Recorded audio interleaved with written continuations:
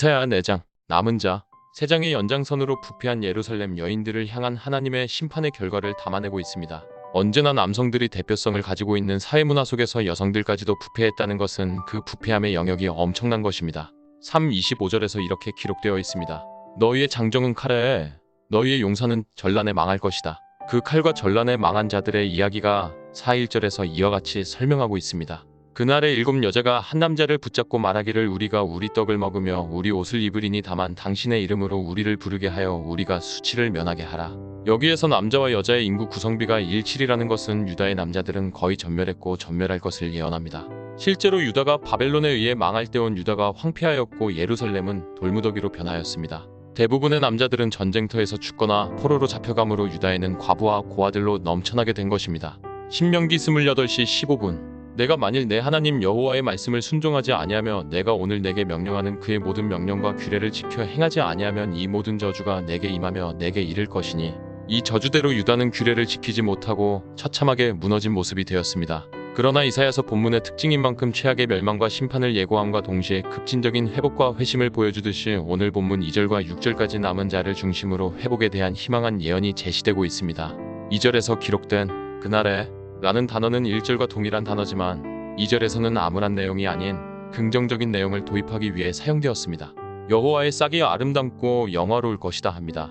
싹은 채마의 봄이 되면 돋아나는 새싹을 가리킵니다. 이사야는 다윗의 가문에서 장차 오실 새 생명을 가져올 봄과 같은 메시아를 표현하였던 것입니다. 아름다워질 것이라는 예언도 신명기 6장과 8장을 통해 가나안 땅이 영화롭게 아름다울 것이라는 모세의 예언에서 이미 예고된 단어였습니다.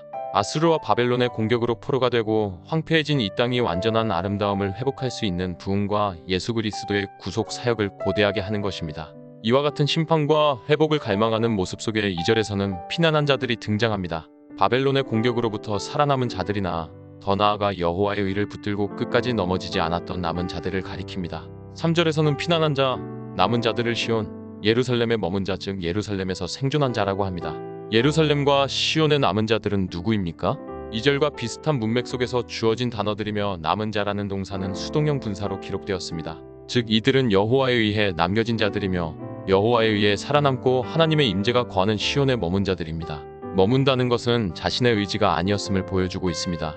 또한 이들은 거룩하다 칭함을 받는데 마찬가지로 수동분사로 쓰여진 이 동사를 통해 기록될 책에 들어갈 이름은 특정 권한을 가진 자가 기록할 것입니다. 구원이 외부로부터 오는 것이 아니라 하나님으로부터 오는 것이며 머물게 하시며 살리시는 이도 한 분 하나님이시라는 겁니다.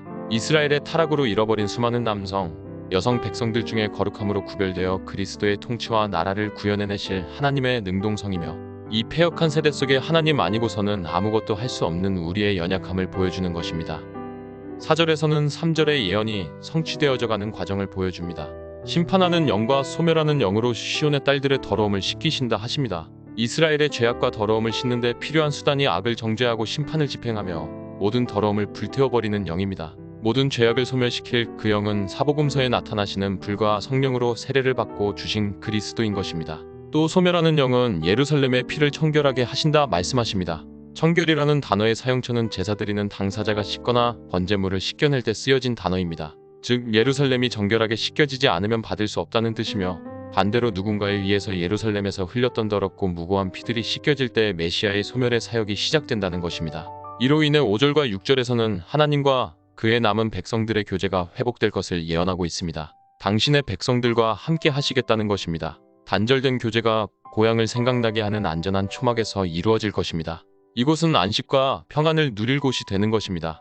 메시아가 그렇게 행하실 것입니다. 기도 제목 1.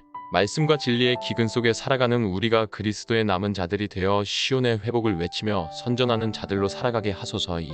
그리스도의 소멸하는 영과 모든 죄악을 태워버리는 용서가 아니고서는 우리는 단 한순간도 주 앞에 설 수 없는 존재입니다. 그리스도의 능동성만이 우리와 이 세대를 살릴 수 있음을 고백하며 오늘도 메마른 우리의 삶과 모든 교회와 선교지와 열방을 향해 일하시는 하나님을 갈망합시다. 3.